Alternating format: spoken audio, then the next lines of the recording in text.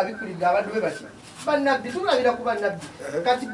nabbi Isaaya Katonda amubikulira nga nti abakazi 7 mu biseera eby'oluvannyuma byebino bye tulimu abakazi 7 bagenda kwekwata ku musajja ogwo nga bagamba batya nga boogera nti tunalyanga emmere yaffe era tunayambalanga ebyambalo byaffe kyokka tutuumibwe erinnya lyo ashaba tutugyeko ekivuga teekawo eriryo okiraba ndowooza nga bakugamba nti oyo Jeni ashaba gundi ashaba bakazi 7 kakati ekyo gwe wali badde osooka n'osirika bakwandudde nga pulogulama zinaze ku dibetinga nabadibeti anti ono alipresentinga bali abawuliriza ne bamanya ali mukola n'abakazi gwe sooka obirekesooka owummule ndi mu byawandiikibwa Poze ashaba atugambye kanisa bagiyita batya Kingdom Lighters Church Kasenge Kingdom Lighters Church Kasenge omusumba oyo bamuyita Tendo n'akabiro kakati ekibuuzo kiri kimu twagala bawuliriza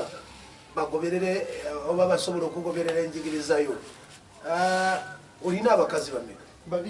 babiri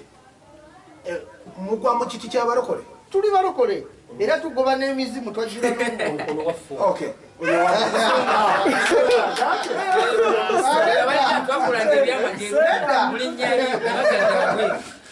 kale seeka bwagamba nti ndiwamulindete tetukute transport kujjano kumala biseera kasiina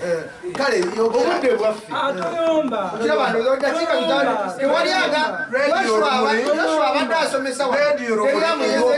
waziweddeyo rediyo olumuli eriwo ku lwamwe era twetaaga n'amawanga amalala gategeere nti mu ggwanga mu buli nsi balina okuwa eddembe abantu ne bakola zidibeti bweziti abantu ne bawulira ne basomesebwa tiwalimu obusosoze tiwalimu okumala kw'abantu emirembe era timulimu okwawula wabula kino kizimba emitima gy'abantu rediyo olumuli eriwo okulaga nti buli muntu yenna alina okwesanga ku rediyo oba oli wanzikiriza kikakyo oba oli wanzikiriza kikakyo lino ddembe lyammwe kaakati ku ssaawa eno tubadde twagala ssebo otuwe ekigambo ekisemba kyobadde oyagala okubadde nsaba eddakiika 2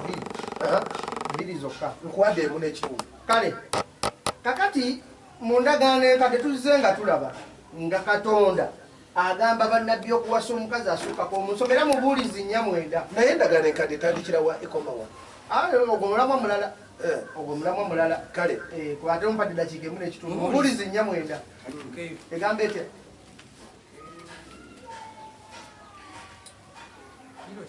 babiri tosoma bayibuli eyo nfu waliwo bayibuli kubanga eyogera yakuwa ebigambo ebirala tebikyusa nze Katonda wange si ye yakuwa yani nze yakuwa Katonda wange si ye yakuwa Katonda wange ye Yesu era yayogera kuva mu ndagaano enkadde mpaka Yesu mubuulizi 9 Yesu yeyadiba bbaali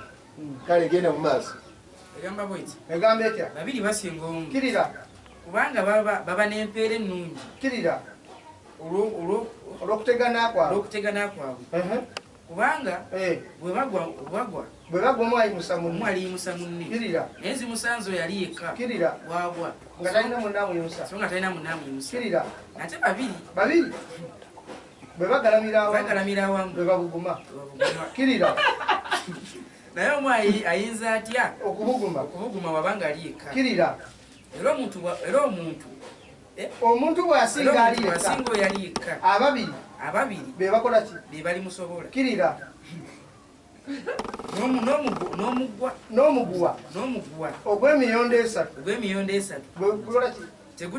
tegutera kukutuka omuguwa ogw'emiyondo 3 wakati ashaba eno Jeni eno Afuswa okitegedde bakazi aba babiri bayibuli yonna bw'ogisoma era kyovola abosoma mu Bagalatiya 4:2 sijja kusomayo olw'obudde kuba n'eddakiika 1